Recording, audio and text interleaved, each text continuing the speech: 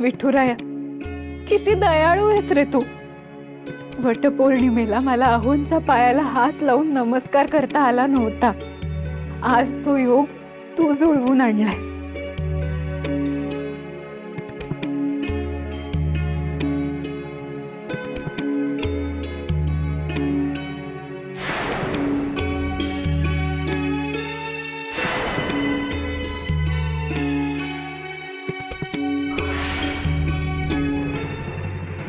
काय गे तुळसा, आता काय पायाशी घर बांधतेस का?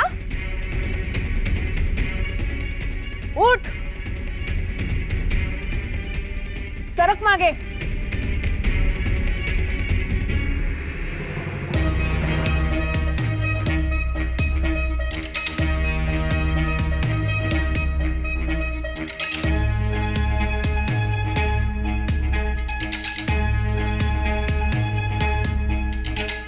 जावई बापू, स्वागत आहे तुमचं। या आत या, या चला।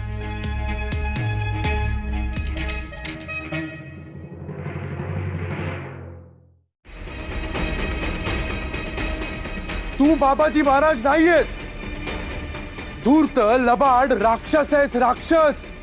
या जिंगरोबाच्या नावावर स्वतःच्या पोटाची खळगी भरणारा लबाड लांडगा आहेस तू।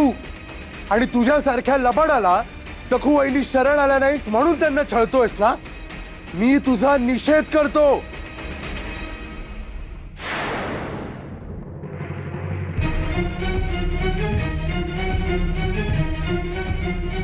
विनया,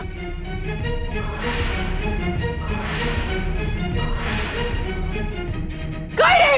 हा, काय मूर्खपणा करतोयस? हा, खुणा झालायस का तू? चल चल आधी परत जरा चल। अगं मला आधी याला बघू दे। या लबाड लांडग्याला मी सोडणार नाही। अगं सोड। चल बोले ना, अगं चल बोले ना। अगं मनोरमाबाई, तुमच्याबद्दल आमच्या मनात राग असूच शकत नाही हे तुम्हीही जाणता, मलाही माहिती आहे। पण काय आहे ना, एका लाडक्या लेकीचा बाप म्हणून माझ्या मनात उमटलेली खंत कुठे लपवू मी? मी हेच सांगत होते त्यांना। अहो, इतकी वर्ष आम्ही ह्या दिवसाकडे अगदी डोळे लावून बसलो होतो। आमच्या एकुलत्या एका लाडक्या लेकीच्या लग्नाचं केवढं कोडकौतुक होतं आम्हाला, केवढी स्वप्न होती अहो आमची। अंबिकाताई, अहो आता गुरु झिंगरोबांनीच सुबक गाठ बांधली म्हटल्यावर आपल्या स्वप्नांना काही अर्थच उरत नाही।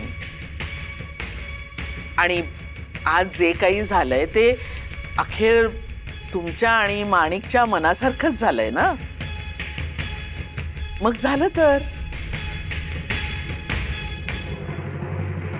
ठीक आहे, जाऊ दे, जे झालं ते झालं। बघा, ह्यालाच तर म्हणतात मोठेपणा। हीच तुमच्या घराण्याची खासियत आहे। हो नाही हो, मोठेपणा कसला आलाय? लहान असो अथवा मोठा, या जगात मुलीचा बाप मुलीचा बापच असतो। तुम्ही जर आम्हाला काही पूर्वसूचना दिली असती तर सुभेदार म्हणून अख्ख्या पंचक्रोशीत कोणाच्या बापाला जमलं नसेल असा लग्नाचा सोहळा साजरा केला असता। आपल्या या मुलांच्या लग्नाचा डंका वाजला असता अख्ख्या मुलखात।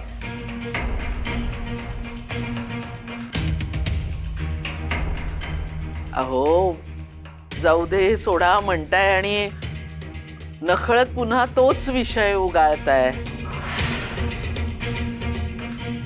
हो ना, अहो सोडा आता। बरं बरं, सोडला सोडला। पण जावई बापू, मला एक सांगा, आमच्या माणिकवरती तुमचं एवढं अथांग प्रेम होतं तर मग एकदा तरी ते उघड करून दाखवायचं ना। हो ना।